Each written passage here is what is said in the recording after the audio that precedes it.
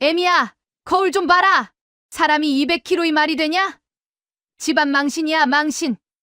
시어머니가 밥상머리에서 퍼부은 말이었습니다. 수저를 쥔 손이 떨렸어요.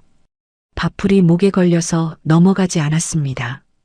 맞은편에 앉은 남편은 고개를 돌렸어요. 눈도 마주치지 않았습니다.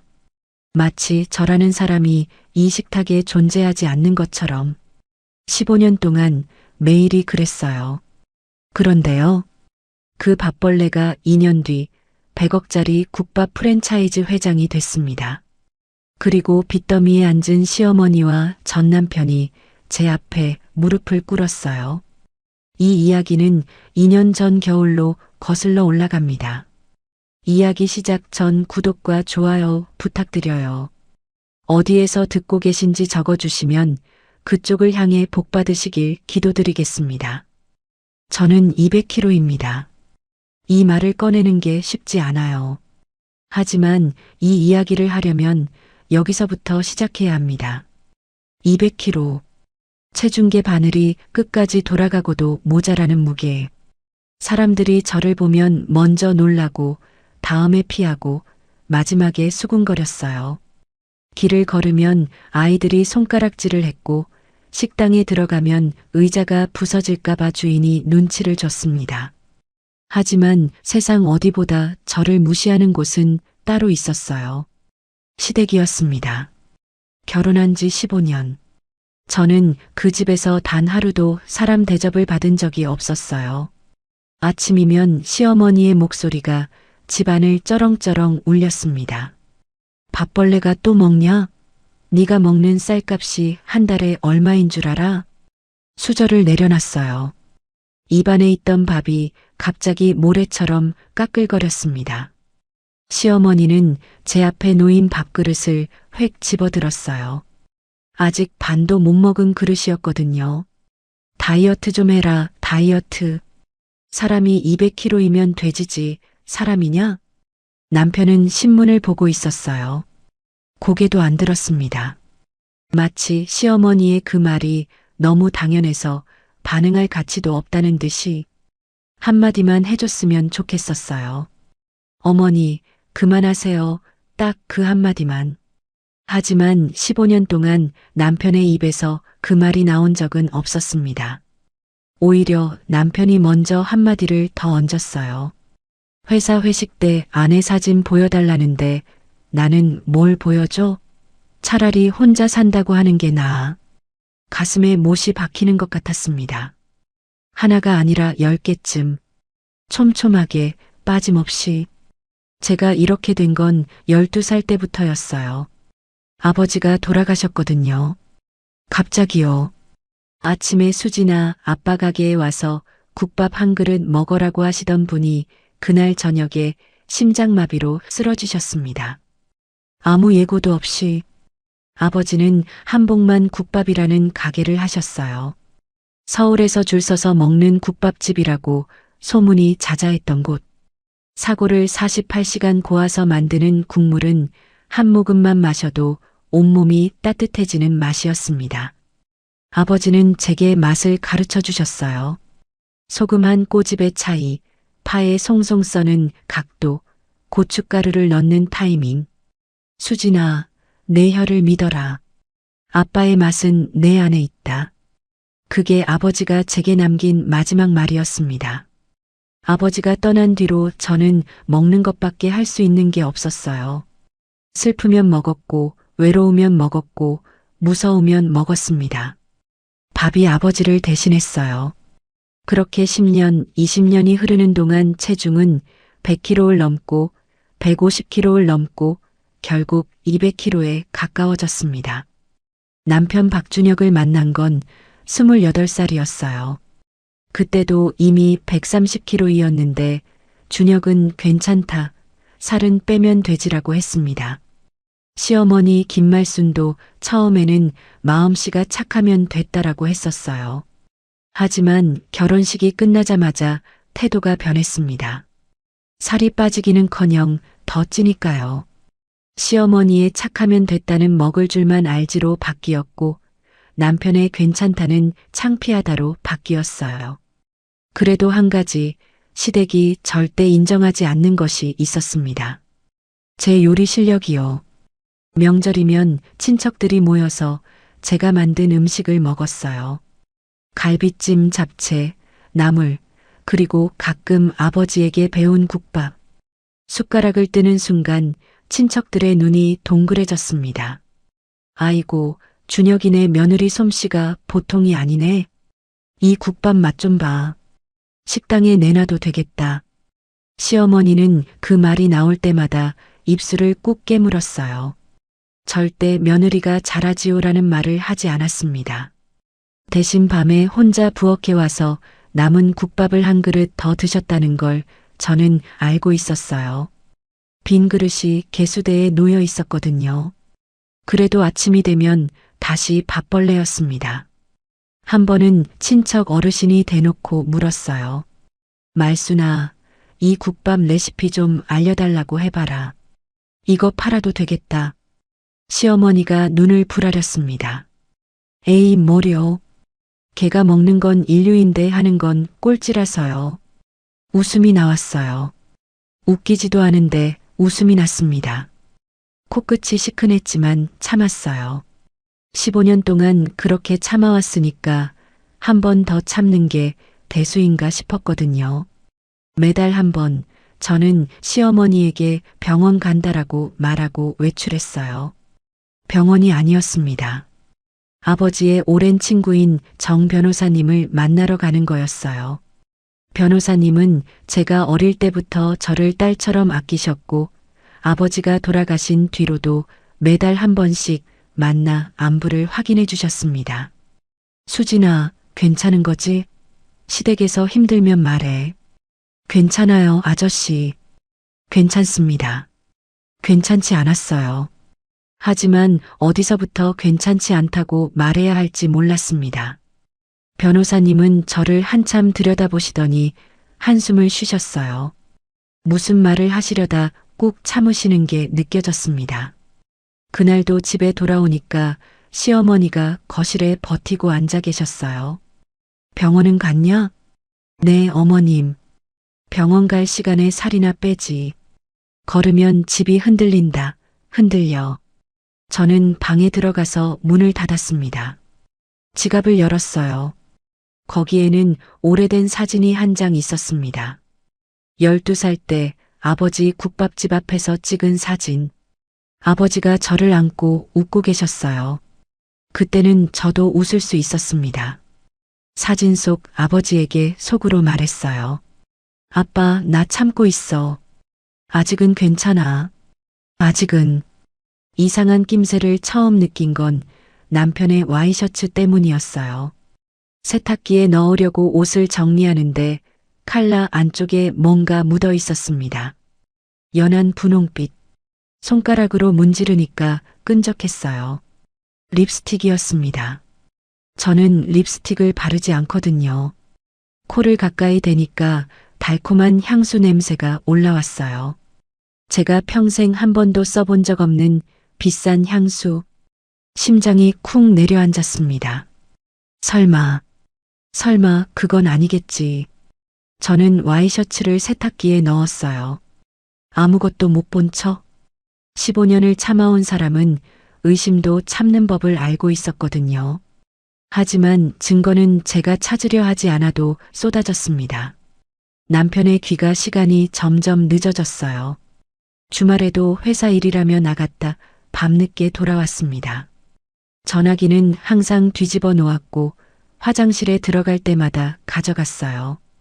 그리고 어느 날 밤 남편이 잠든 사이 전화기에 알림이 떴습니다. 오빠, 오늘 너무 행복했어. 내일도 보고 싶어. 눈앞이 하얘졌어요. 손끝이 차가워지면서 전화기를 쥔 손이 부들부들 떨렸습니다. 보낸 사람 이름 위에 하트가 붙어 있었어요. 서아. 저는 전화기를 제자리에 내려놓았습니다. 조용히, 아주 조용히. 그날 밤 잠을 못 잤어요. 천장만 보면서 생각했습니다. 내가 뭘 잘못한 걸까? 더 살을 뺐어야 했나? 더 예뻤어야 했나? 더 잘했어야 했나? 하지만 아무리 생각해도 답이 나오지 않았어요. 제 잘못이 아닌 것 같은데 마음 한구석에서는 자꾸 제 잘못인 것 같았습니다. 일주일 뒤 그 여자가 직접 찾아왔어요. 초인종이 울렸습니다. 현관문을 열었더니 날씬하고 화려한 여자가 서 있었어요. 긴 갈색 머리에 하이힐, 붉은 코트. 저보다 13살 어린 얼굴이 저를 위아래로 훑쳤습니다. 마치 구경거리를 보듯이 안녕하세요. 저 윤서하예요. 준혁 오빠 회사 후배. 오빠. 남편을 오빠라고 부르는 여자가 제 집 앞에 서 있었어요. 언니 실례지만 거울 좀 보세요. 서아라는 여자가 고개를 갸웃하며 말했어요. 입꼬리가 올라가 있었습니다. 준혁 오빠는 제 옆에 있을 때가 제일 행복해 보여요. 이해하시잖아요. 솔직히 언니도 아시잖아요. 뭘 안다는 건지. 제가 못생기고 뚱뚱하니까 남편이 바람 피워도 당연하다는 건지. 입술을 깨물었습니다. 피가 났어요. 하지만 아무 말도 할 수 없었어요. 목이 막혀서요. 그만 놓아주세요. 오빠가 불쌍해요. 서아는 그 말을 남기고 하이힐 소리를 딸깍거리며 돌아갔습니다. 현관문을 닫고 그 자리에 주저앉았어요. 다리에 힘이 풀렸거든요. 200kg의 몸이 바닥에 무겁게 내려앉았습니다. 눈물은 나오지 않았어요. 너무 아프면 눈물도 안 난다는 걸 그때 알았습니다. 그날 저녁 남편이 먼저 입을 열었어요. 수진아, 우리 이혼하자. 밥상 위에 이혼 서류가 놓여 있었습니다. 벌써 다 작성된 서류. 도장만 찍으면 되게끔 준비되어 있었어요. 위자료는 없어. 돼지한테 줄 돈은 없으니까. 시어머니가 옆에서 팔짱을 끼고 서 계셨어요. 기다렸다는 듯이 말을 보탰습니다. 잘됐다. 짐 싸서 나가. 살이나 빼고 와라. 아니, 오지 마. 다시는 이 집 문턱을 넘지 마라. 저는 두 사람의 얼굴을 번갈아 봤어요. 남편의 눈에는 미안함조차 없었습니다. 시어머니의 눈에는 짐을 내려놓은 사람의 홀가분함이 있었어요. 15년. 제가 이 집에서 보낸 시간은 그 정도 무게밖에 안 되는 거였습니다. 짐을 쌌어요. 짐이라고 해봐야 보따리 하나였습니다. 옷 몇 벌, 아버지 사진, 낡은 지갑. 그게 전부였어요. 결혼해서 15년을 살았는데 제 것이라고 부를 수 있는 게 보따리 하나뿐이었다는 사실이 목을 조여왔습니다. 현관문이 닫혔어요. 밖에는 눈이 내리고 있었습니다. 12월의 밤, 슬리퍼 차림이었어요. 운동화를 챙길 겨를도 없었거든요. 차가운 눈이 맨발 위에 쌓였습니다. 보따리를 가슴에 꼭 안고 걸었어요. 어디로 가는지도 몰랐습니다. 그냥 걸었어요. 한 발 한 발.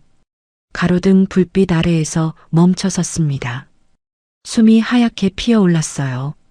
온몸이 떨렸습니다. 추위 때문이 아니었어요. 아빠. 입에서 저도 모르게 나온 말이었습니다.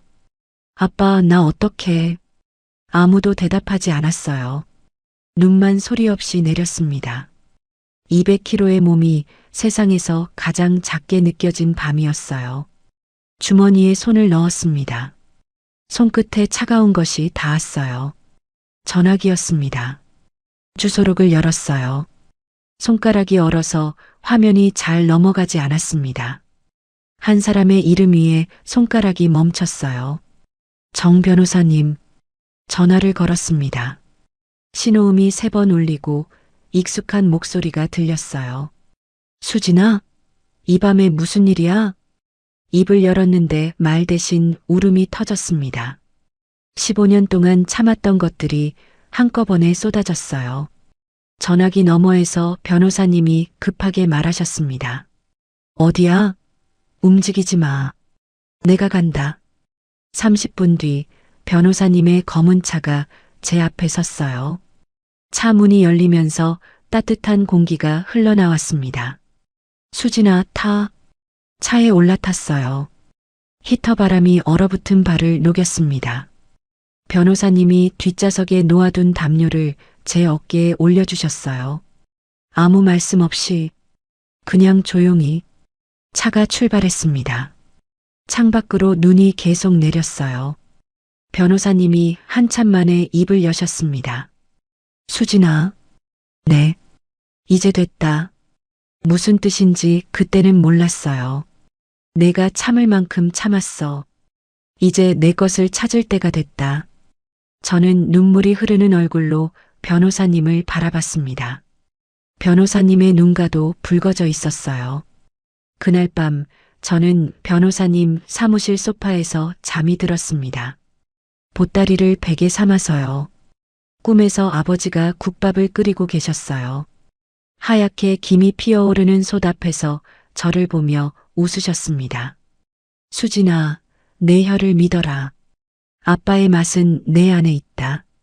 눈을 떴을 때 낯선 천장이 보였어요. 몇 초 동안 어디인지 몰랐습니다. 몸을 일으키니까 어깨에서 담요가 미끄러졌어요. 가죽 소파, 책상 위에 쌓인 서류 파일들, 벽면 가득한 법률 서적. 정 변호사님 사무실이었습니다. 어젯밤 전화를 걸고 차를 타고 여기 도착해서 울다 잠들었던 거예요. 창밖으로 겨울 햇살이 들어왔습니다. 간밤에 내린 눈이 지붕 위에 소복이 쌓여 있었어요. 세상은 아무 일도 없었다는 듯이 평온했습니다. 저만 엉망이었어요. 문이 열리면서 변호사님이 종이컵 2개를 들고 들어오셨어요. 따뜻한 유자차였습니다. 한 잔을 제 앞에 놓아주시며 맞은편 의자에 앉으셨어요. 좀 잤어? 네. 죄송해요, 아저씨. 갑자기 찾아와서. 미안한 건 내가 아니야.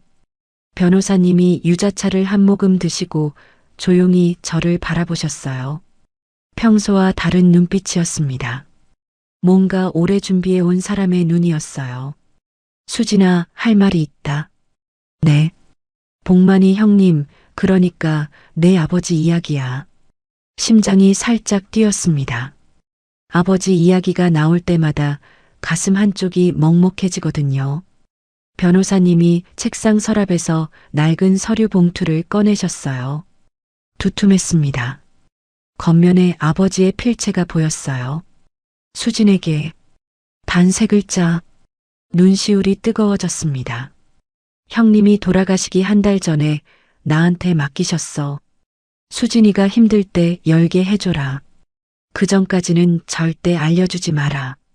그게 유언이었어. 변호사님이 봉투를 열었습니다. 안에서 서류 여러 장과 오래된 편지 한 통, 그리고 작은 금고 열쇠가 나왔어요. 형님이 남긴 게 3가지야. 변호사님이 서류를 하나씩 펼쳤습니다. 첫 번째 서류 위에 부동산 신탁 계약서라고 적혀 있었어요. 첫째, 서울 종로구 상가 건물. 지하 1층, 지상 5층. 현재 시가 약 110억. 형님이 국밥집으로 벌어서 산 건물이야. 내 이름으로 신탁해뒀고 33년 동안 내가 관리해왔다. 임대 수익은 별도 계좌에 쌓여 있어. 숫자가 귀에 들어오지 않았어요. 110억? 제가 15년 동안 밥벌레 소리를 들으며 시댁에서 전전긍긍하는 동안 아버지가 남긴 110억짜리 건물이 조용히 저를 기다리고 있었다는 거였습니다. 둘째, 이 열쇠. 변호사님이 작은 금색 열쇠를 제 손에 올려놓으셨어요. 차갑고 묵직했습니다. 건물 지하 금고 안에 형님의 국밥 레시피가 전부 들어있어. 사골 국물 비법, 양념 배합, 숙성 방법, 계절별 레시피, 30년 장사의 모든 것. 형님이 직접 수기로 적은 거야. 숨이 멎는 것 같았어요. 아버지의 레시피. 어릴 때 아버지 옆에 서서 국밥 끓이는 것을 구경하던 그 시절이 눈앞에 스쳐 지나갔습니다. 솥에서 피어오르는 하얀 김, 48시간 고운 사골 국물의 깊고 구수한 냄새. 아버지의 크고 투박한 손이 팔을 송송 썰던 모습. 셋째, 변호사님이 편지를 꺼내셨어요. 누렇게 바른 편지지였습니다. 아버지의 필체. 삐뚤빼뚤하지만 한 글자 한 글자 힘을 담아 쓴 것이 느껴졌어요. 읽어볼래? 떨리는 손으로 편지를 받았습니다. 수진아, 아빠가 이 편지를 쓰는 건 내가 힘들 때를 위해서야. 살다 보면 세상이 너를 깔보는 날이 올 거다. 내 겉모습을 보고 함부로 말하는 사람도 있을 거고. 하지만 수진아, 너는 아빠의 딸이다. 아빠가 내게 남기는 건 돈도 건물도 아니야. 내 혀야. 내 안에 있는 그 맛이야. 세상 누가 뭐라 해도 내 혀를 믿어라. 아빠의 맛은 내 안에 있다. 사랑한다. 우리 수진이. 아빠가 편지를 다 읽었을 때 무릎 위로 눈물이 뚝뚝 떨어졌어요. 멈출 수가 없었습니다. 33년 전에 떠난 아버지가 33년 뒤에 저를 걱정하고 계셨다는 게 이 세상 어딘가에서 아직도 저를 지켜보고 계신 것 같아서 가슴이 터질 것 같았습니다. 변호사님이 자리에서 일어나 창가로 가셨어요. 등을 보이시며 코를 훌쩍이셨습니다. 변호사님도 우셨어요. 한참을 울었습니다. 눈물이 그치고 나서 고개를 들었어요. 편지를 가슴에 꼭 안았습니다. 그리고 변호사님에게 말했어요. 아저씨, 응, 저 국밥집 할 거예요. 변호사님이 돌아보셨어요. 놀란 표정이었습니다. 아빠 건물 1층에요. 거기에 국밥집을 열 거예요. 아빠 간판을 다시 걸 거예요. 수진아, 천천히 생각해도 15년 동안 생각만 했어요. 제 목소리가 떨리지 않았습니다. 처음이었어요. 15년 만에 처음으로 제 목소리가 단단하게 느껴졌거든요. 시댁 식구들은 저를 밥벌레라고 불렀어요. 먹는 것밖에 모르는 돼지라고. 맞아요. 저는 먹는 걸 좋아해요. 하지만 저는 만드는 것도 잘합니다. 아버지한테 배웠으니까요. 변호사님이 저를 한참 바라보시다가 고개를 끄덕이셨어요. 눈가에 주름이 잡히며 웃으셨습니다. 복만이 형님이 듣고 있으면 좋아하실 거야. 한 가지만 약속해 주세요, 아저씨. 뭐든. 이혼 절차 좀 도와주세요. 깨끗하게 끝내고 싶어요. 위자료도 필요 없어요. 그 사람들한테 받을 거 하나도 없습니다. 변호사님이 고개를 끄덕이셨어요. 알았다. 준혁이 쪽이 유책이니까 절차는 간단할 거야. 내 혼전 재산은 법적으로 저쪽이 손 못 대. 걱정 마. 그날 오후 저는 변호사님과 함께 아버지의 건물을 찾아갔습니다. 종로의 번화한 거리. 5층짜리 건물이 겨울 햇살을 받아 빛나고 있었어요.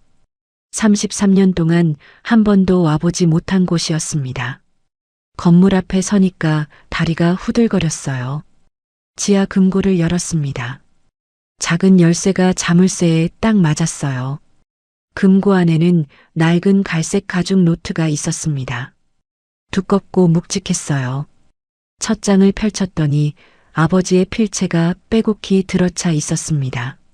사골 국물 48시간 숙성법, 양념장 배합 비율, 깍두기 담그는 법, 계절별 부재료 선택 기준, 30년 장사의 노하우가 한 글자도 빠짐없이 적혀 있었어요. 노트를 가슴에 안았습니다. 아빠, 나 할 수 있을까? 금고 맨 아래에 사진이 한 장 더 있었어요. 아버지가 국밥집 앞에서 환하게 웃고 계신 사진. 사진 뒷면에 한 줄이 적혀 있었습니다. 한복만 국밥 배고픈 사람에게 따뜻한 한 그릇을. 저는 그 사진을 지갑에 넣었습니다. 12살 때 사진 옆에 나란히. 건물 밖으로 나왔어요. 겨울바람이 볼을 스쳤지만 춥지 않았습니다. 눈앞에 제 건물이 있었고 품 안에 아버지의 레시피가 있었고 가슴속에 단단한 것 하나가 자리를 잡았어요. 살을 빼서 복수하겠다? 아니요. 저는 200kg의 이 몸 그대로 아버지의 맛을 되살리겠습니다. 밥벌레라고요? 좋아요. 이 나라에서 제일 맛있는 밥을 만드는 밥벌레가 되겠습니다. 건물 1층 리모델링에 석 달이 걸렸어요. 정 변호사님이 믿을 만한 인테리어 업체를 소개해 주셨습니다. 저는 딱 한 가지만 부탁했어요. 아버지 가게 느낌을 살려주세요. 비싸고 화려한 거 말고 들어오면 따뜻해지는 집 같은 곳이요. 업체 사장님이 고개를 끄덕이셨어요. 완성된 가게는 나무 테이블에 따뜻한 조명, 벽에는 아버지가 국밥집 앞에서 웃고 계신 사진을 크게 걸었습니다. 한복만 국밥 배고픈 사람에게 따뜻한 한 그릇을 아버지 사진 아래에 그 문구를 새겨 넣었어요. 이혼은 리모델링보다 빨리 끝났습니다. 변호사님 말씀대로 간단했어요. 준혁 쪽이 유책이니까요. 외도의 정신적 학대, 위자료를 받을 수도 있었지만 저는 거부했어요. 그 사람들한테 받을 것도 줄 것도 없었거든요. 도장을 찍는 순간 15년이 끝났습니다. 손이 떨렸냐고요? 아니요. 오히려 오랫동안 숨을 참고 있다가 겨우 내쉰 기분이었어요. 문제는 주방장이었습니다. 아버지의 레시피는 완벽했어요. 하지만 저 혼자서 가게를 돌릴 수는 없었거든요. 200kg인 제가 하루 종일 서서 솥을 젓고 설거지를 하고 서빙까지 하는 건 현실적으로 불가능했습니다. 레시피 개발과 맛 감독은 제가 할 수 있지만 실제 조리를 이끌 주방장이 필요했어요. 변호사님이 소개해 주신 인력사무소에서 이력서 20장을 받았습니다. 경력 10년, 15년, 20년. 화려한 이력이 줄줄이 적혀 있었어요. 하지만 한 장이 유독 눈에 들어왔습니다. 이력서 맨 아래에 적힌 한 줄. 특기 국밥. 30년 경력. 이름은 오태식. 52세. 경력란에는 유명 식당 이름이 하나도 없었어요. 대신 전국의 작은 국밥집, 설렁탕집, 곰탕집 이름이 빼곡했습니다. 화려하지 않지만 묵직한 이력이었어요. 면접날 태식이라는 사람이 가게 문을 열고 들어왔습니다. 건장한 체구에 넓은 어깨, 짧은 반백머리, 깊은 눈, 인상이 무뚝뚝했어요. 들어오자마자 가게 안을 한 바퀴 둘러보더니 고개를 끄덕였습니다. 무슨 뜻인지는 모르겠지만 만족한다는 뜻 같았어요. 제가 인사를 했습니다. 오태식 씨 맞으시죠? 한수진입니다. 태식 씨가 저를 봤어요. 위아래를 훑지 않았습니다. 그게 첫인상이었어요. 15년 동안 저를 만나는 사람마다 제 몸을 먼저 봤거든요. 눈이 위에서 아래로 한 번, 아래에서 위로 한 번. 그리고 나서야 제 얼굴을 보죠. 하지만 이 사람은 처음부터 제 눈을 봤어요. 사장님, 맛을 보여주세요. 그게 전부입니다. 단 한마디. 학력도 안 물었고, 가게 크기도 안 물었고, 월급도 안 물었습니다. 맛을 보여달라.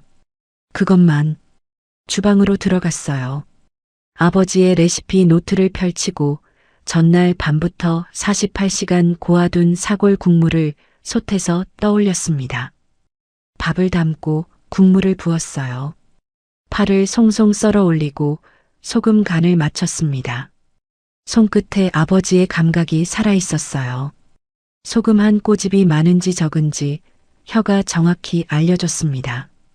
뚝배기를 태식 씨 앞에 내밀었어요. 드셔보세요. 태식 씨가 숟가락을 들었습니다. 국물을 한 모금, 그리고 멈췄어요. 숟가락을 든 채 움직이지 않았습니다.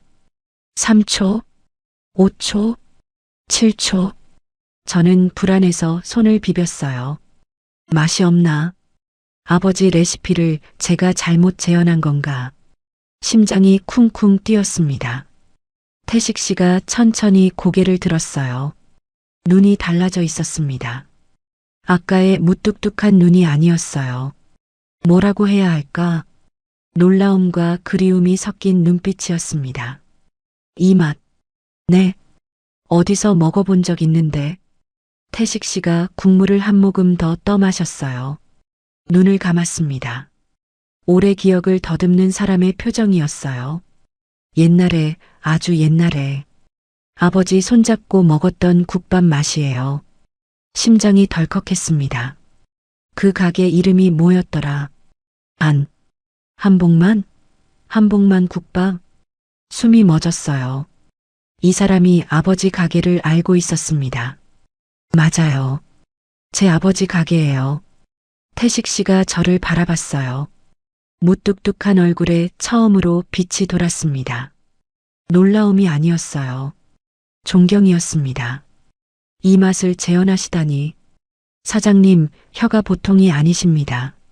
목이 메었어요. 15년 동안 아무도 해주지 않았던 말이었거든요. 맛있다는 말, 대단하다는 말, 누군가 제 요리를 보고 존경의 눈빛을 보내주다니. 코끝이 찡했지만 참았습니다. 저 이 가게에서 일하겠습니다. 태식 씨가 고개를 숙였어요. 면접이 아니라 입사 선언이었습니다. 월급은 맛을 봤으니까 됐습니다. 조건은 나중에 말씀하세요. 그렇게 오태식 주방장이 한수진 국밥의 첫 번째 직원이 됐어요. 개업일은 봄이었습니다. 3월의 차가운 바람이 아직 남아 있었지만 가게 안은 국밥김으로 뜨거웠어요. 간판에 불이 들어왔습니다. 한수진 국밥. 아버지의 이름 대신 제 이름을 걸었어요. 변호사님이 왜 한복만 국밥으로 안 하냐고 물으셨을 때 저는 이렇게 대답했습니다. 아버지는 저한테 맛을 물려주셨어요. 이름까지 빌리면 안 돼요. 이건 제 가게니까요. 변호사님이 웃으셨어요. 복만이 형님 성격이네. 아침 6시에 문을 열었습니다. 첫 손님이 올까 안 올까? 태식 씨와 둘이서 주방에 서서 기다렸어요. 제가 국물간을 보고 태식 씨가 밥을 짓고 아무 말 없이 각자의 자리에서 움직였습니다. 이상하게 편했어요. 처음 함께 일하는데 10년을 맞춘 사람처럼 손발이 맞았거든요. 7시에 첫 손님이 들어왔어요. 동네 어르신이었습니다. 지팡이를 짚고 들어오시더니 자리에 앉으셨어요. 국밥 하나 주소. 뚝배기를 내밀었습니다. 어르신이 국물을 한 숟가락 떠드시더니 숟가락을 내려놓으셨어요. 또 멈추는 거예요. 태식 씨 때처럼. 심장이 졸였습니다. 어르신이 고개를 드셨어요. 눈이 젖어 있었습니다. 아가씨, 이 맛이 어디서 나온 거야? 제 아버지한테 배웠어요. 아버지가 누구야? 한복만이요. 어르신이 숟가락을 탁 내려놓으셨어요. 한복만? 종로 한복만 국밥? 그 한복만이? 네. 세상에. 30년 전에 매일 가던 집이야. 그 양반이 죽고 나서 이 맘먹을 데가 없었는데 어르신이 국밥을 허겁지겁 드셨어요. 그리고 두 번째 그릇을 시키셨습니다. 나가시면서 하신 말씀이 잊히지 않아요. 한복만이 살아 돌아왔어. 그날 점심 줄이 섰습니다. 동네 어르신이 친구를 데려오셨고 그 친구가 또 친구를 불렀어요. 오후 2시가 되기 전에 준비한 국밥이 전부 팔렸습니다. 태식 씨가 빈솥을 바라보며 혼잣말을 했어요. 내일은 2배로 끓여야겠습니다. 저는 그 말에 웃었어요. 15년 만에 진심으로 웃은 것 같았습니다. 입꼬리가 올라가는 게 어색할 정도였거든요. 한 달이 지나면서 소문이 퍼졌어요. 종로에 국밥 맛집이 생겼다. 주인이 200kg짜리 여자인데 인심이 후하다. 국밥 한 그릇이면 하루가 따뜻해진다. 사람들은 제 몸을 보고 놀랐지만 맛을 보고 나면 더 이상 몸을 보지 않았어요. 국밥만 봤습니다. 태식 씨는 말이 없는 사람이었어요. 하루 종일 주방에서 같이 일해도 10마디를 채 안 했습니다. 하지만 이상하게 불편하지 않았어요. 말이 없는 대신 이 사람은 행동이 많았거든요.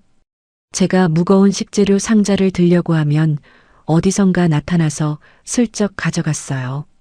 가게 앞 빗자루질을 제가 하기 전에 이미 끝나 있었고 퇴근할 때 보면 주방이 번들번들하게 닦여 있었습니다. 한 번은 제가 하루 종일 서서 맛을 보느라 허리가 아프다고 한마디 했더니 다음날 주방에 쿠션이 좋은 높은 의자가 놓여 있었어요. 이거 누가 가져다 놓은 거예요? 태식 씨가 고개도 안 돌리고 대답했어요. 가게 물건입니다. 가게 물건이 아닌 거 다 알아요. 태그가 안 뜯어져 있었거든요. 하지만 묻지 않았습니다. 그 사람이 그런 식으로 말하는 사람이라는 걸 한 달 만에 알았으니까요. 아버지가 떠난 뒤로 아무도 저를 이렇게 챙겨준 적이 없었어요.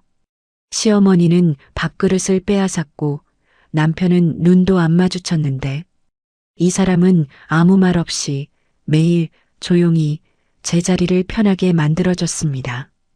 어느 날 저녁 마감하고 혼자 가게에 앉아 아버지 사진을 바라봤어요. 벽에 걸린 아버지가 웃고 계셨습니다. 사진 옆에 오늘 첫 손님이 남기고 간 메모가 붙어 있었어요. 한복만이 살아 돌아왔다. 고맙습니다. 코끝이 시큰했어요. 아빠, 나 잘하고 있는 거지? 1년이 지났어요.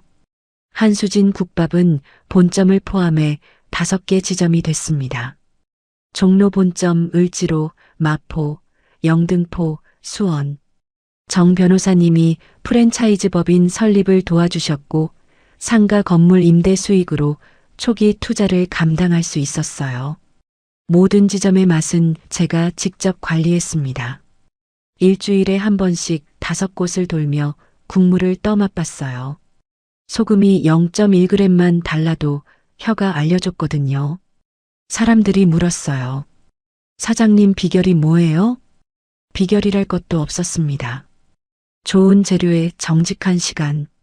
사고를 48시간 고는 걸 36시간으로 줄이지 않는 것. 파를 미리 썰어놓지 않고 주문이 들어올 때마다 새로 써는 것. 어머니 말씀대로라면 저는 먹는 것밖에 모르는 밥벌레지만 먹는 것에 진심인 밥벌레는 남들이 넘기는 차이를 절대 넘기지 않았어요. 태식 씨는 본점 주방을 지켰습니다. 새 지점이 열릴 때마다 주방장을 추천해 달라고 했더니 본인이 직접 면접을 보고 뽑아왔어요. 맛을 아는 사람이어야 합니다. 그게 태식 씨의 유일한 채용 기준이었어요. 1년 동안 이 사람을 지켜보면서 알게 된 것들이 있었습니다. 태식 씨는 매일 새벽 4시에 출근했어요. 처음에는 몰랐습니다. 저는 6시에 가게에 도착했는데 그때면 이미 주방 세팅이 끝나 있었거든요. 육수 솥에 불이 켜져 있고 파와 마늘이 손질되어 있고 뚝배기가 한 줄로 정렬되어 있었어요. 저는 당연히 밤새 세팅해 둔 줄 알았습니다. 어느 날 새벽 잠이 안 와서 4시 반에 가게에 갔어요. 불이 켜져 있었습니다. 문을 열었더니 태식 씨가 앞치마를 두르고 물을 깍두기용으로 썰고 있었어요. 칼질 소리만 일정하게 울렸습니다. 고개도 안 돌리고 물었어요. 사장님, 오늘 왜 이렇게 일찍 오셨습니까? 그건 제가 할 말인데요. 오 주방장님, 매일 이 시간에 나오세요?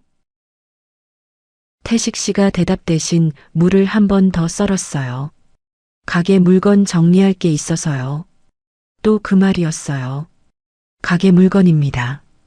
가게 정리할 게 있어서요. 이 사람은 자기가 하는 일을 전부 가게 일이라고 포장했어요. 새벽 4시에 나와서 2시간 동안 혼자 세팅하는 것도 무거운 쌀자루를 본인이 다 나르는 것도 전부 가게 일이었습니다. 하지만 저는 알고 있었어요. 그게 가게 일이 아니라는 걸. 비가 오는 날이면 태식 씨는 항상 제가 퇴근할 때 주차장까지 따라 나왔어요. 우산을 들고요. 처음에는 오 주방장님, 우산 안 가져오셔도 돼요라고 했더니 차까지 가시는 길이 어두워서요라고만 했어요. 그러고는 제가 차에 탈 때까지 옆에 서서 우산을 기울여줬습니다.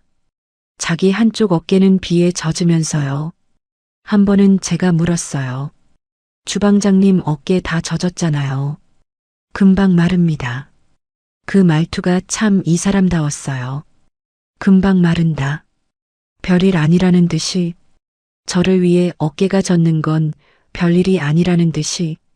날씨가 추워지면 주방에 제가 앉는 자리 옆 히터가 항상 제 쪽으로 돌아가 있었어요.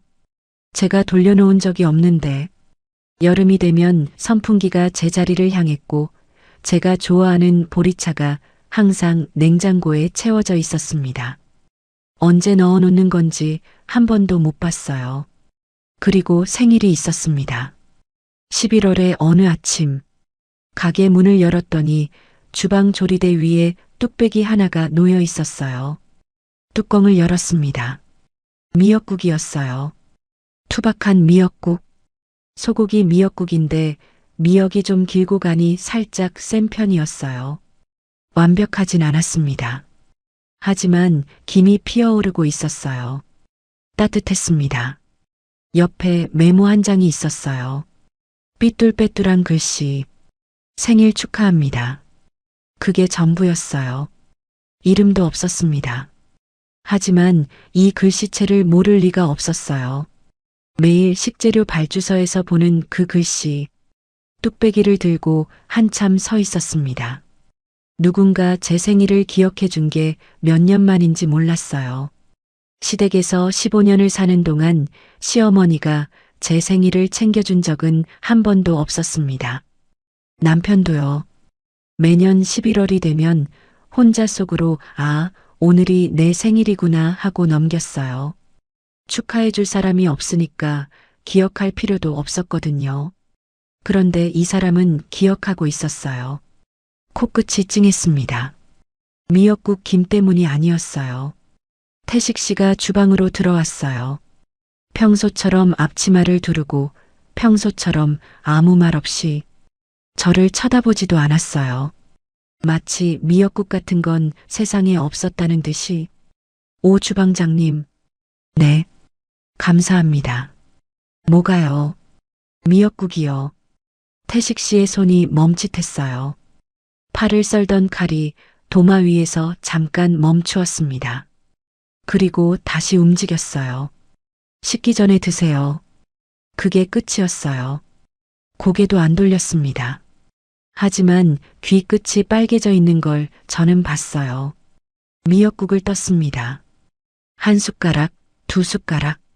간이 좀 세고 미역이 좀 길고 완벽하지는 않았지만 세상에서 제일 맛있는 미역국이었어요. 눈물이 뚝 떨어졌습니다. 국물 위에 재빨리 손등으로 닦았어요. 이 사람한테 우는 모습을 보여주기 싫었거든요. 그날 이후로 저는 태식 씨를 다른 눈으로 보게 됐어요. 그러고 나니까 예전에 못 보던 것들이 보이기 시작했습니다. 태식 씨는 산책길에서 항상 바깥쪽으로 걸었어요. 제가 차도 쪽에 서면 슬쩍 자리를 바꿨습니다. 한 번도 위험하니까 이쪽으로 서세요라고 말한 적이 없어요. 그냥 자연스럽게 움직였을 뿐이에요. 식재료 납품이 아침에 올 때 20kg짜리 쌀자루를 직원에게 시키지 않고 본인이 직접 날랐어요. 제가 무거운 건 같이 들어요라고 하면 이미 다 했습니다라고만 했어요. 퇴근 전에 주방을 청소하는 건 원래 막내 직원 몫이었는데 어느 순간부터 태식 씨가 대신하고 있었어요. 막내한테 물어봤더니 주방장님이 먼저 가라고 하셨어요. 본인이 하신다고라고 했습니다. 그 모든 것들이 겹쳐지면서 가슴 한쪽이 자꾸 따뜻해졌어요. 하지만 동시에 무서웠습니다. 이 감정이 뭔지 저는 알고 있었거든요. 15년 동안 잊고 살았던 감정. 설렘이요. 누군가를 좋아하면 심장이 두근거리고 그 사람이 옆에 있으면 안심이 되고 없으면 보고 싶어지는 그 감정. 45세에 200kg의 몸으로 이혼 여인 제가 다시 설레도 되는 건지 몰랐어요. 밤에 거울 앞에 섰습니다. 200kg의 몸이 거울에 비쳤어요. 시어머니의 목소리가 들리는 것 같았습니다. 거울 좀 봐라. 사람이 200kg이 말이 되냐? 남편의 목소리도요. 나는 뭘 보여줘? 창피해 죽겠다. 이 몸으로 누군가를 좋아한다는 게 허락되는 걸까요? 이 몸을 좋아해 줄 사람이 세상에 있을까요? 거울 속에 저와 한참을 마주 봤어요. 그리고 고개를 저었습니다. 안 돼. 착각하면 안 돼. 오 주방장님은 그냥 성실한 직원일 뿐이야. 미역국은 그냥 직원이 사장 챙긴 거야. 산책길에서 바깥쪽으로 선 건 그냥 습관이야. 새벽 4시 출근은 그냥 성실한 거야. 전부 그냥이라고 믿으려 했어요. 하지만 심장은 제 말을 안 듣더라고요. 어느 저녁 가게 마감을 하고 있었어요. 직원들은 다 퇴근하고 저와 태식 씨만 남아 있었습니다. 태식 씨가 마지막 뚝배기를 닫고 있었어요. 저는 테이블을 정리하다가 문득 벽에 걸린 아버지 사진을 봤습니다. 주방장님. 네. 주방장님은 왜 여기서 일하세요? 태식 씨의 손이 멈추었어요.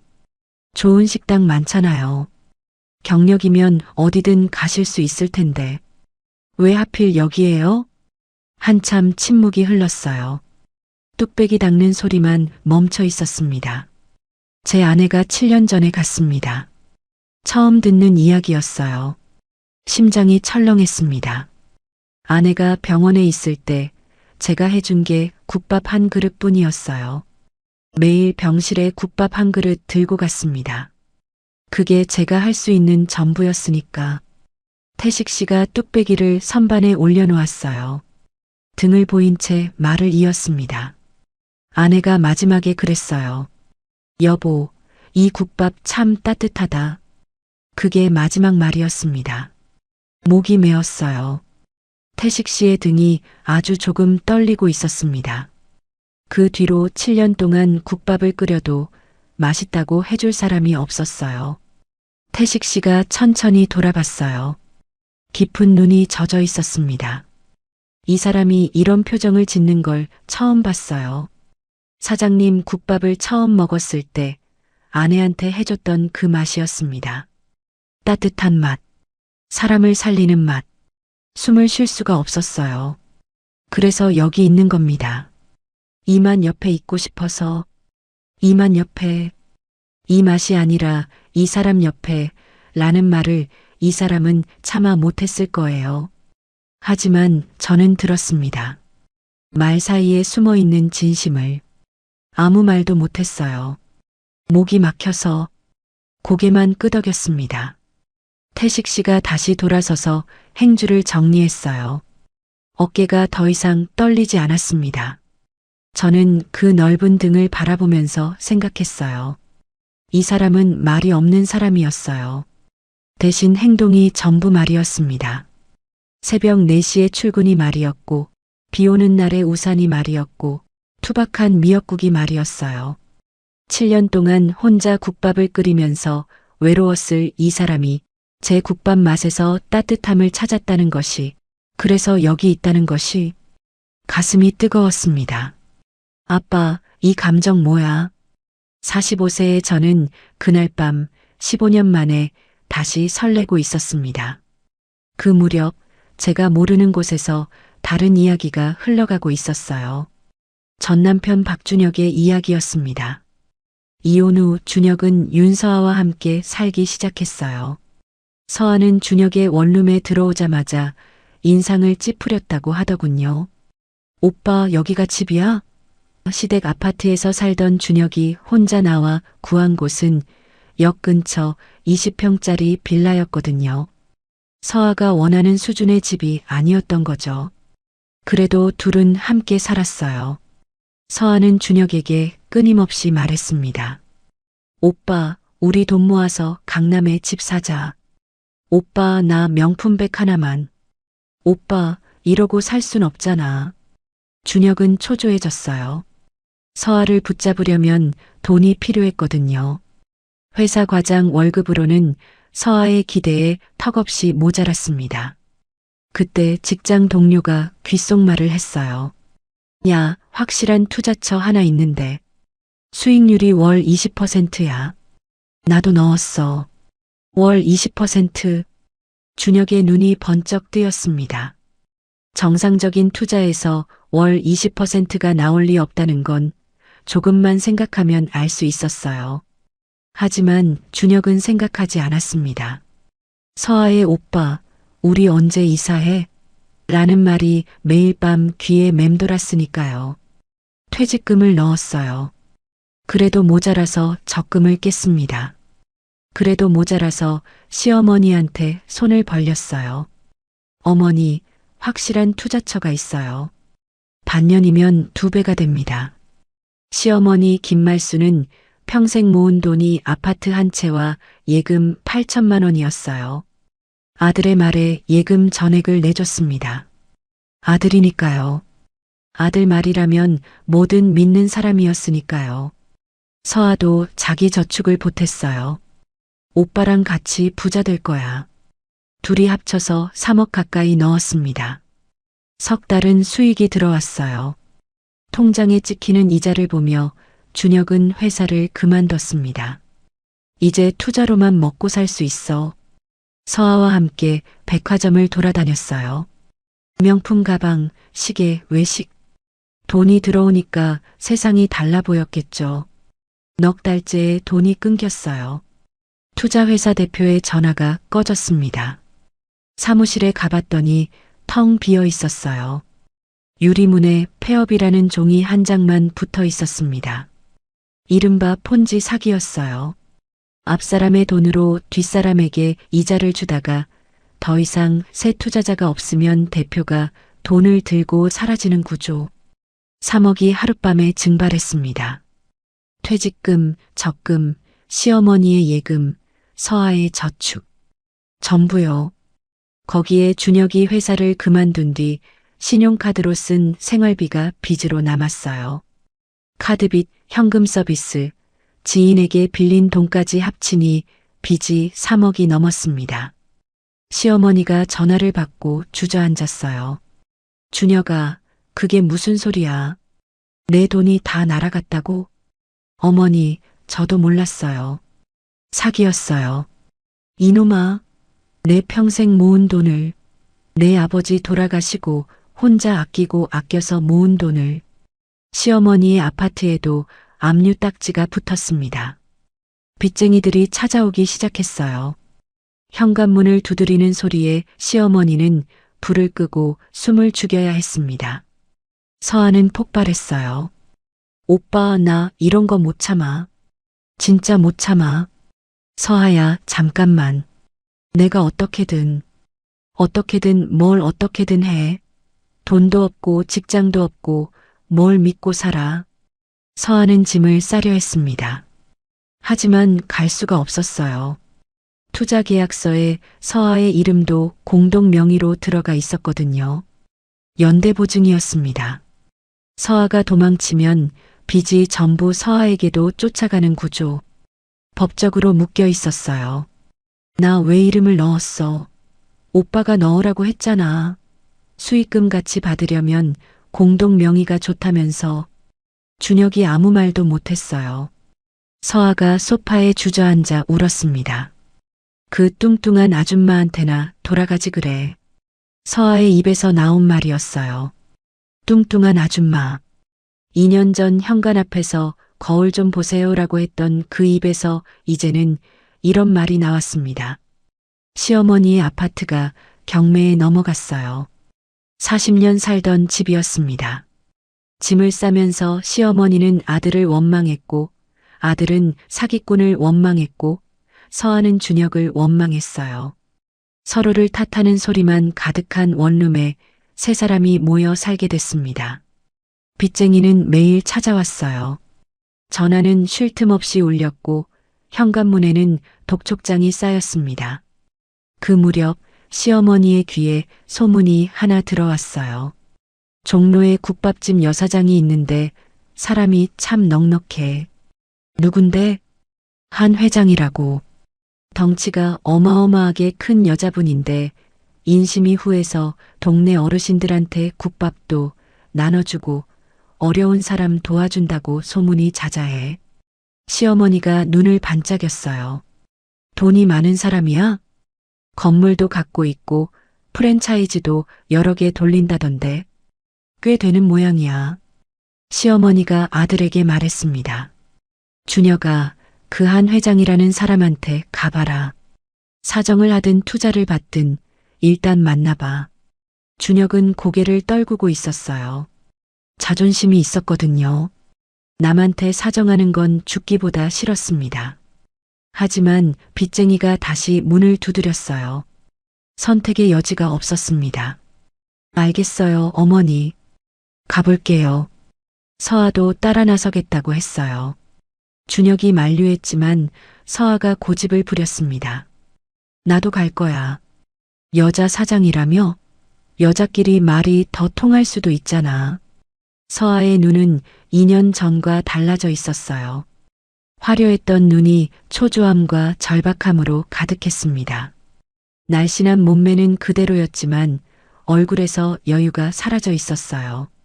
세 사람이 종로행 버스에 올라탔습니다.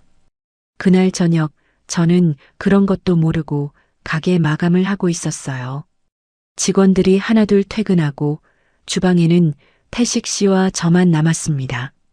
태식 씨가 마지막 솥을 씻고 있었고 저는 내일 메뉴 재료를 점검하고 있었어요. 요즘 태식 씨 옆에 있으면 심장이 자꾸 소란스러웠어요. 그날 밤 아내 이야기를 해주던 밤 이후로 이 사람의 등을 볼 때마다 가슴이 쿵쾅거렸거든요. 하지만 티를 내면 안 된다고, 사장과 주방장 사이에 그런 감정은 안 된다고 스스로를 다그쳤습니다.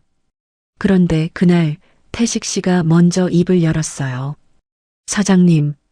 네. 행주를 짜는 손이 멈춰 있었어요. 태식 씨의 넓은 등이 보였습니다. 등 근육이 살짝 긴장해 있었어요. 할 말이 있습니다.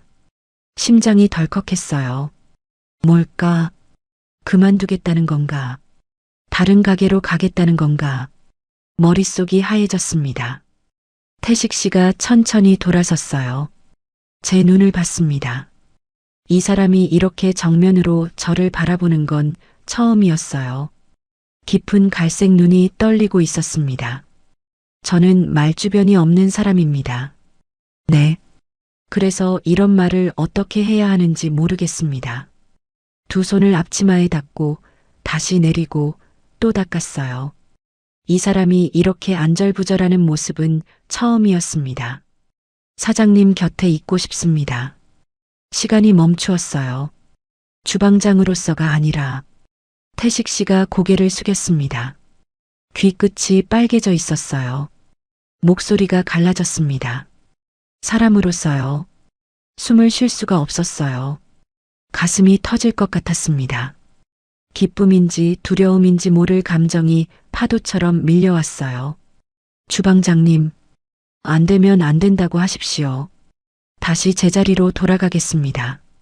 아무것도 달라지지 않을 겁니다. 하지만 이미 달라졌잖아요. 진작에 달라져 있었어요. 새벽 4시에 출근 때부터, 비 오는 날의 우산 때부터, 미역국 때부터. 주방장님, 저는 목소리가 떨렸습니다. 저는 200kg이에요. 태식 씨가 고개를 들었어요. 눈이 따뜻했습니다. 지금까지 본 것 중 가장 따뜻한 눈이었어요. 알고 있습니다. 이혼녀예요. 알고 있습니다. 예쁘지도 않아요. 그건 틀렸습니다. 심장이 멈추었어요. 사장님은 제가 본 사람 중에 가장 따뜻한 사람입니다. 국밥 한 그릇에 마음을 담는 사람입니다. 그게 예쁜 겁니다. 눈물이 쏟아졌어요. 참을 수 없었습니다. 15년 동안 돼지라고, 밥벌레라고, 거울 좀 보라고 들어온 사람한테 누군가가 따뜻한 사람이라고 예쁘다라고 말해주다니. 저도 모르게 손이 올라갔어요. 태식 씨의 손을 잡았습니다. 거칠고 갈라진 손이었어요. 30년 동안 국자와 칼을 쥐어온 손. 하지만 그 어떤 손보다 따뜻했습니다. 이 나이에 이 몸으로 이런 말 들을 줄 몰랐어요. 태식 씨가 제 손을 꼭 쥐었어요. 아무 말 없이 힘만 주었습니다. 창밖으로 가로등 불빛이 들어왔어요. 가게 안은 조용했습니다. 벽에 걸린 아버지 사진이 우리를 내려다보고 있었어요. 아버지가 웃고 계신 것 같았습니다.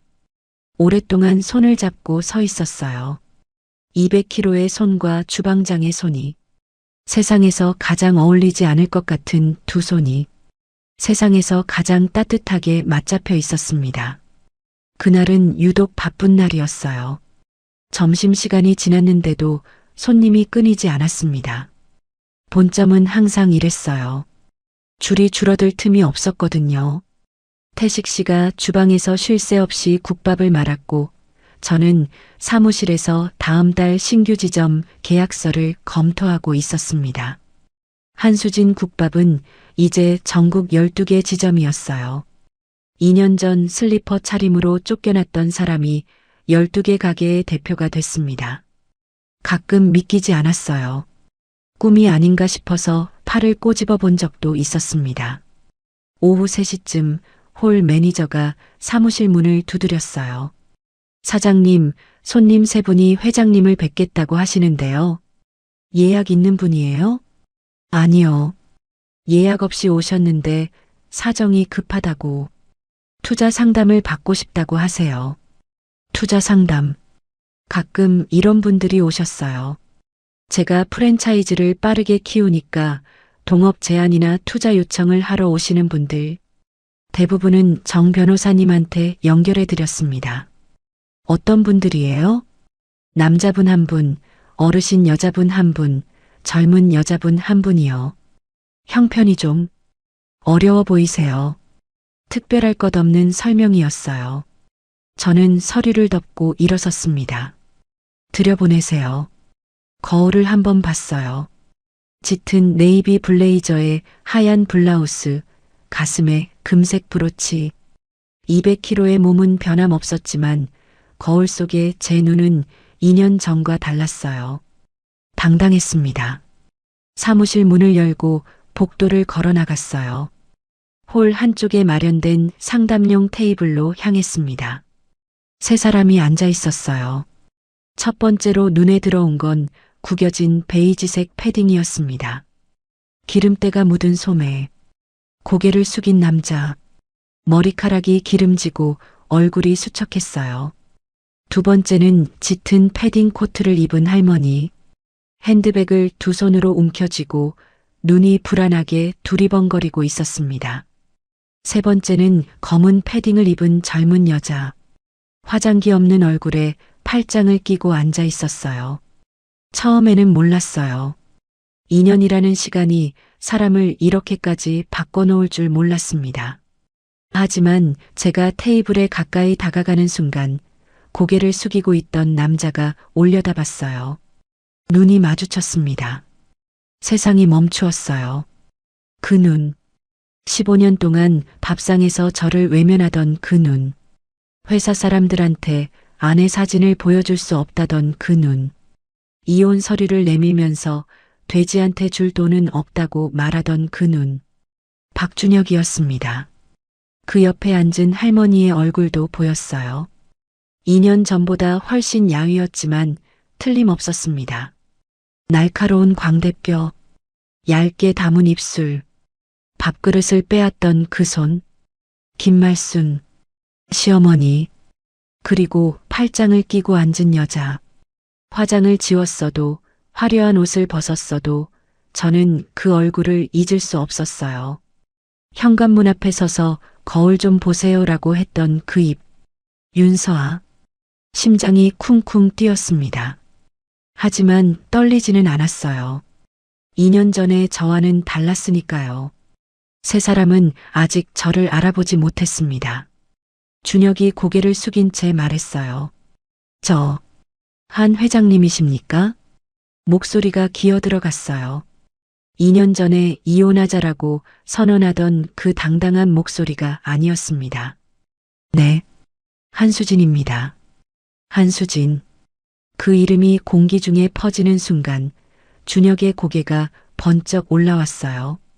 눈이 떨리고 있었습니다. 시어머니가 핸드백을 움켜쥔 손에 하얗게 힘이 들어갔어요. 서아의 팔짱이 풀렸습니다. 수진이? 준혁의 입이 벌어졌어요. 입술이 파르르 떨렸습니다. 수진이 맞아? 사장님이 수진이라고? 저는 대답하지 않았어요. 대답할 필요가 없었습니다. 200kg의 이 몸은 세상에 두 개가 없으니까요. 시어머니의 얼굴이 하얗게 질렸어요. 천천히, 아주 천천히 의자에서 미끄러지듯 바닥으로 주저앉았습니다. 애미야. 2년 만에 듣는 그 호칭. 밥상에서 애미야, 거울 좀 봐라라고 하시던 그 목소리가 지금은 바닥에 주저앉아 떨리고 있었습니다. 서아는 입을 다물지 못했어요. 눈이 휘둥그레져서 저를 올려다봤습니다. 거울 좀 보세요라고 했던 그 눈이 지금은 공포로 가득 차 있었어요. 저는 세 사람을 내려다봤습니다. 2년 전 이 사람들이 저를 내려다보던 것처럼. 하지만 같은 기분은 아니었어요. 통쾌하냐고요? 아직은 몰랐습니다. 그냥 가슴 한가운데가 뜨겁고 목이 조이고 코끝이 시큰했어요. 분노도 기쁨도 슬픔도 아닌 이상한 감정. 15년 동안 쌓인 것들이 한꺼번에 목까지 차올라오는 느낌이었습니다. 침묵이 흘렀어요. 5초, 10초, 영혼 같은 시간. 준혁이 먼저 입을 열었어요. 의자에서 일어나더니 바닥에 무릎을 꿇었습니다. 수진아. 아니, 사장님. 제발 한 번만 기회를 주세요. 사정이 이렇게 됐습니다. 투자를 사기당해서 전 재산을 날렸어요. 어머니 집까지 경매에 넘어갔어요. 제발. 무릎을 꿇은 남자. 2년 전에 돼지한테 줄 돈은 없다고 말한 남자가 제 앞에 무릎을 꿇고 있었어요. 시어머니가 바닥에서 기어오듯 제 앞으로 왔습니다. 마른 손이 제 블레이저 자락을 잡았어요. 수진아, 그때는 내가 잘못했다. 제발, 이 늙은 것 한 번만 받아오. 저는 시어머니의 손을 조용히 내려다봤어요. 밥그릇을 빼앗던 그 손. 한겨울에 저를 문 밖으로 밀어내던 그 손. 지금은 제 옷자락을 잡고 떨고 있었습니다. 서아는 고개를 숙이고 있었어요. 아무 말도 못했습니다. 거울 좀 보세요라고 했던 그 자신감은 흔적도 없었어요. 저는 한 발 뒤로 물러섰어요. 시어머니의 손이 자연스럽게 놓였습니다. 그리고 입을 열었어요. 어머님. 시어머니가 고개를 들었어요. 2년 전에 뭐라고 하셨죠? 다시는 이 집 문턱을 넘지 마라. 그렇게 말씀하셨어요. 시어머니의 입이 파르르 떨렸습니다. 여긴 제 집입니다. 제 건물이고 제 가게예요. 어머님이 넘지 말라고 했던 그 문턱, 여기 있습니다. 돌아서서 준혁을 봤어요. 준혁 씨. 준혁이 무릎 꿇은 채 올려다봤어요. 눈에 눈물이 고여 있었습니다.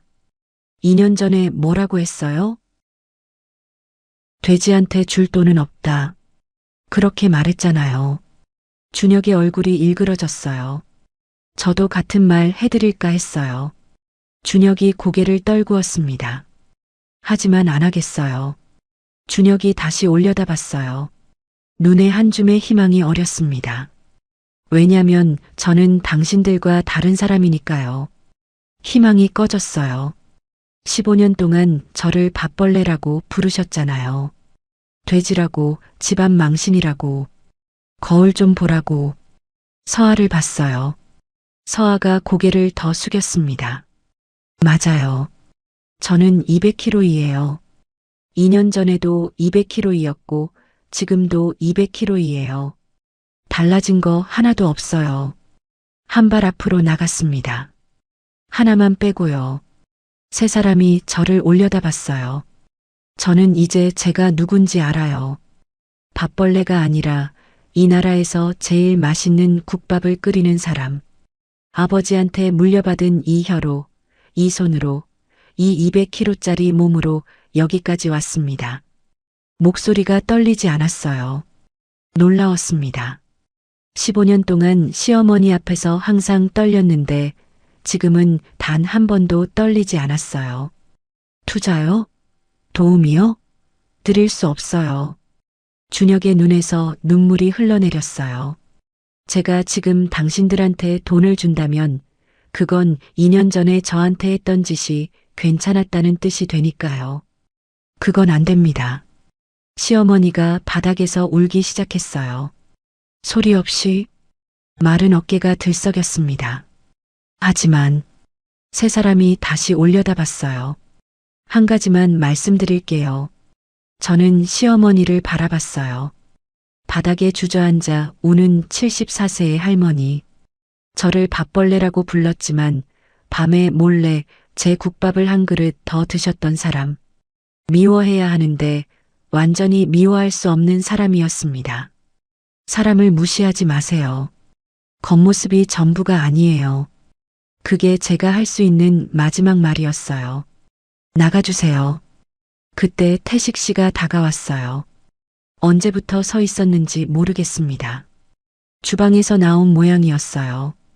하얀 주방복 차림 그대로 넓은 어깨가 제 옆에 나란히 섰습니다. 더 이상 사장님 힘들게 하시면 안 됩니다. 태식 씨의 목소리는 낮고 단단했어요. 무뚝뚝한 얼굴에 감정이 없어 보였지만 주먹을 쥔 손에 힘줄이 서 있었습니다. 나가주십시오. 준혁이 태식 씨를 올려다봤어요. 건장한 체구, 넓은 어깨, 흔들림 없는 눈. 준혁은 아무 말도 못하고 일어섰습니다. 시어머니를 부축했어요. 서아가 뒤따랐습니다. 세 사람이 가게 문을 향해 걸어갔어요. 문 앞에서 준혁이 한 번 뒤를 돌아봤습니다. 저를 봤어요. 제가 봤어요. 2년 전과 반대였어요. 그때는 제가 돌아보며 걸어나갔고 지금은 저한테 등을 보이며 걸어나가는 건 준혁이었습니다. 문이 닫혔어요. 유리문 너머로 세 사람의 등이 멀어졌습니다. 구부정한 남자의 등, 흔들리는 할머니의 등, 고개 숙인 여자의 등. 가슴이 시원했냐고요? 아니요. 통쾌하지 않았어요. 그냥 시원했습니다. 15년 동안 목에 걸려있던 무언가가 빠져나간 것 같았어요. 가시라고 해야 할까요? 뼈라고 해야 할까요? 이름을 모르겠지만 그게 빠져나가면서 처음으로 깊은 숨을 쉴 수 있었습니다. 태식 씨가 옆에 서 있었어요. 아무 말 없이 그냥 서 있었습니다. 주방장님, 네, 감사합니다. 할 일을 한 겁니다. 이 사람은 끝까지 일했어요. 자기가 한 일을 대단하지 않은 것처럼 말하는 사람. 저는 돌아서서 벽에 걸린 아버지 사진을 봤어요. 아버지가 웃고 계셨습니다. 국밥집 앞에서 저를 안고 환하게. 아빠, 눈물이 왈칵 쏟아졌어요. 참고 있던 것들이 전부 터졌습니다. 아빠, 나 해냈어. 태식 씨가 뒤에서 제 어깨에 조용히 손을 올렸어요. 크고 따뜻한 손이었습니다. 아무 말 없이 그냥 거기 있어줬어요. 저는 아버지 사진 앞에서 한참을 울었습니다. 15년 동안 참았던 울음. 밥벌레라는 말에 삼킨 눈물. 돼지라는 말에 꿀꺽 넘긴 서러움. 한겨울밤에 슬리퍼 차림으로 흘린 눈물. 전부 쏟아냈습니다. 그리고 눈물이 그치고 나서 거울을 봤어요. 200kg의 제가 서 있었습니다. 하지만 2년 전에 저와는 달랐어요. 눈이 달랐습니다.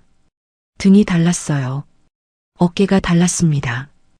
같은 200kg인데 완전히 다른 사람이었어요. 결혼식은 봄이었어요. 벚꽃이 만개한 4월의 토요일. 장소는 거창한 호텔이 아니라 종로 본점 한수진 국밥 앞마당이었습니다.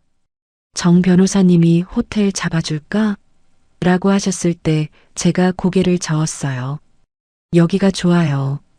아빠가 볼 수 있는 곳이요. 가게 벽에 걸린 아버지 사진이 보이는 자리에 단상을 놓았습니다. 꽃은 국화로 했어요. 제가 좋아하는 꽃이거든요. 태식 씨는 제가 국화를 좋아하는 걸 진작에 알고 있었더라고요.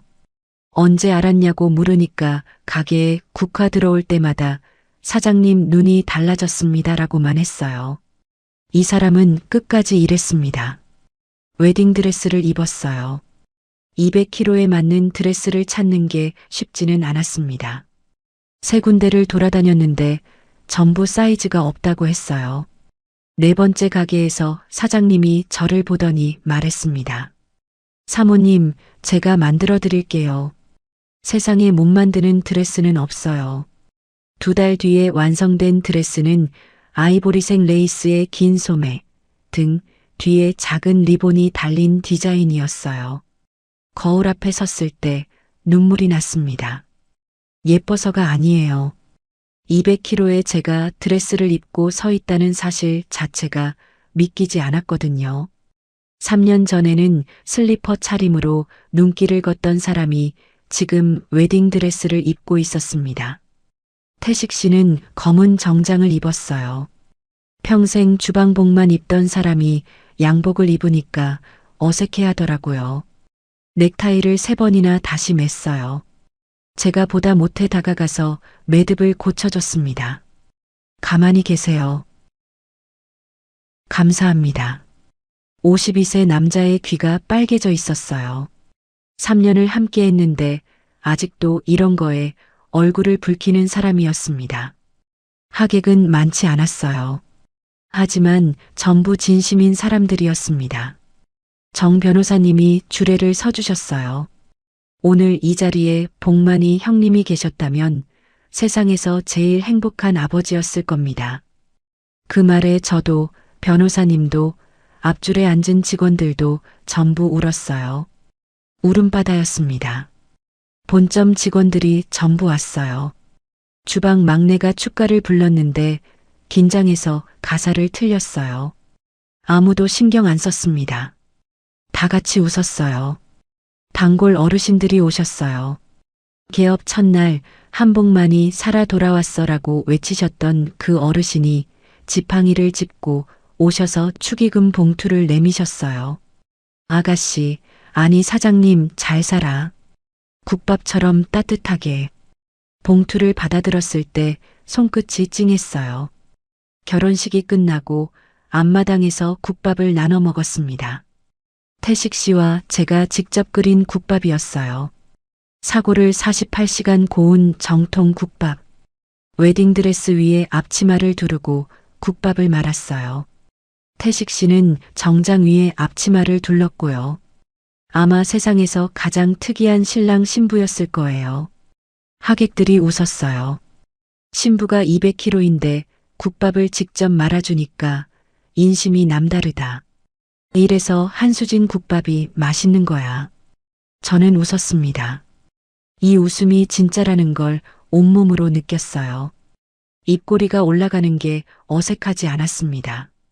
3년 전까지만 해도 웃는 법을 잊어버린 사람이었는데 태식 씨가 국밥을 한 그릇 들고 제 옆에 왔어요. 사장님, 아직 못 드셨잖습니까? 저야 나중에 먹죠. 안 됩니다. 신부가 밥을 굶으면 되겠습니까? 투박한 손으로 뚝배기를 내밀었어요. 김이 모락모락 피어올랐습니다. 오늘도 예쁘네요, 사장님. 사장님. 첫 만남 때 부르던 호칭. 이제는 수진 씨라고 부르는데 오늘만은 일부러 옛날 호칭을 쓴 거였어요. 코끝이 시큰했습니다. 주방장님도요. 태식 씨의 귀가 또 빨개졌어요. 한수진 국밥은 지금 전국 30개 지점이에요. 서울, 부산, 대구, 광주, 대전. 어디를 가든 간판이 걸려 있습니다. 모든 지점의 맛은 제가 직접 관리해요. 일주일에 한 번씩 돌며 국물을 떠 맛봅니다. 소금 한 꼬집의 차이도 놓치지 않아요. 아버지가 물려주신 이 혀는 단 한 번도 저를 배신한 적이 없었거든요. 태식 씨는 여전히 본점 주방을 지키고 있어요. 다른 지점 총괄 주방장 하시면 안 되겠냐고 했더니 본점이 좋습니다라고만 했어요. 이 사람은 본점 주방을 지키는 게 성이었습니다. 그 성의 왕은 국밥솥이고 병사는 뚝배기들이에요. 태식 씨는 거기서 매일 새벽 4시에 출근합니다. 결혼 후에도 변함없이 여보, 새벽에 안 나가도 되잖아요. 이제 직원도 많은데. 습관입니다. 습관이 아니라 진심인 거 다 알아요. 하지만 더 이상 묻지 않습니다. 이 사람이 그런 식으로 사랑하는 사람이라는 걸 이제는 알거든요. 주말이면 함께 산책을 해요. 종로 거리를 나란히 걸어요. 태식 씨는 여전히 바깥쪽으로 서요. 제가 차도 쪽에 서면 슬쩍 자리를 바꾸고요. 한 번도 이쪽으로 서라고 말한 적이 없어요. 그냥 자연스럽게 움직일 뿐이에요. 보폭도 맞춰요. 제가 200kg이니까 걸음이 느리거든요. 태식 씨는 성큼성큼 걸을 수 있는 사람인데 제 옆에서는 항상 천천히 걸어요. 한 번도 빨리 걸어라고 한 적 없어요. 가끔 벤치에 앉아요. 나란히 앉아서 아무 말 없이 거리를 봐요. 사람들이 지나가고 바람이 불고 햇살이 얼굴에 내려앉고 그냥 그것만으로 충분한 시간이었어요. 어느 날 산책길에서 태식 씨가 갑자기 멈춰 섰어요. 왜요? 태식 씨가 길가 화분을 가리켰어요. 국화가 피어 있었습니다. 예쁘네요. 그 한마디에 웃었어요. 이 사람은 꽃을 보고 예쁘다고 말하는 사람이 아니었거든요. 저한테 돌려서 말하는 거였어요. 국화를 보면 저를 떠올리고 국화가 예쁘다는 건 제가 예쁘다는 뜻. 알았어요, 여보. 태식 씨의 귀가 빨개졌어요. 55세가 됐는데 아직도요. 본점 가게 벽에는 사진이 2장 걸려 있어요. 하나는 아버지. 흰 조리복을 입고 국밥집 앞에서 웃고 계신 사진. 다른 하나는 결혼식 날 사진. 200kg의 저와 태식 씨가 앞치마를 두르고 국밥을 말고 있는 사진. 둘 다 웃고 있어요. 아버지 사진 아래에는 여전히 그 문구가 새겨져 있습니다. 한복만 국밥 배고픈 사람에게 따뜻한 한 그릇을. 결혼식 사진 아래에는 제가 새 문구를 추가했어요. 한수진 국밥 외로운 사람에게 따뜻한 한 자리를. 매달 마지막 토요일 본점은 무료 급식을 해요. 동네 어르신들, 혼자 사는 분들, 끼니를 거르는 분들.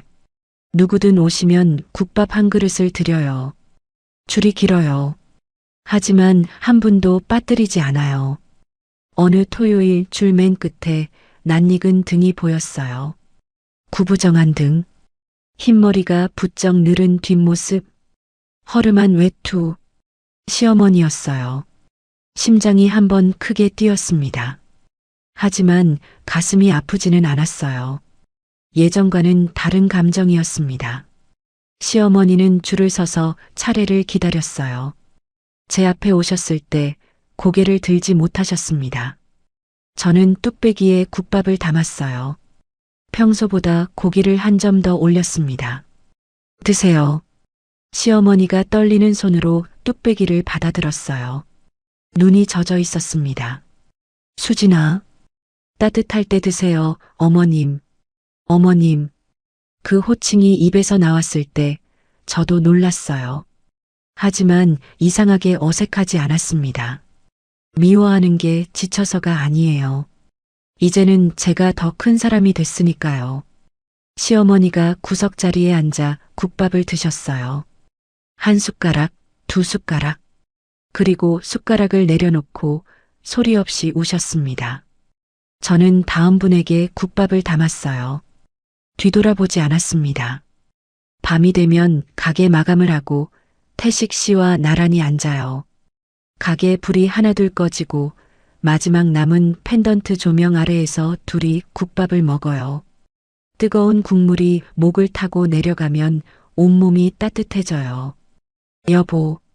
네. 고마워요. 뭐가요? 다요. 태식 씨가 숟가락을 내려놓고 제 손을 잡았어요.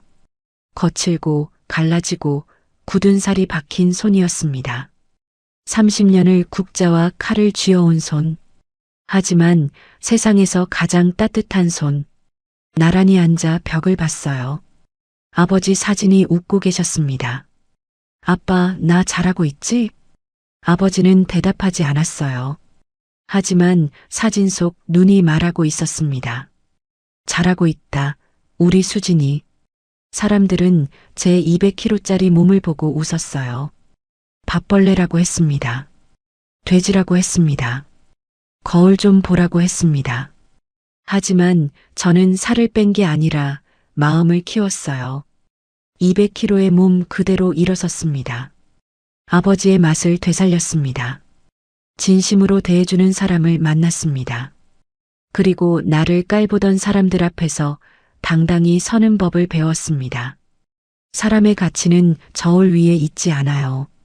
체중계 숫자가 당신을 정의하지 못합니다. 겉모습이 전부가 아니에요. 당신이 가진 것, 당신이 할 수 있는 것, 당신이 누군가에게 건네는 따뜻한 한마디, 그게 당신의 무게입니다. 여러분도 누가 뭐라 하든 자기 자신을 믿으세요. 당신은 충분히 괜찮은 사람입니다.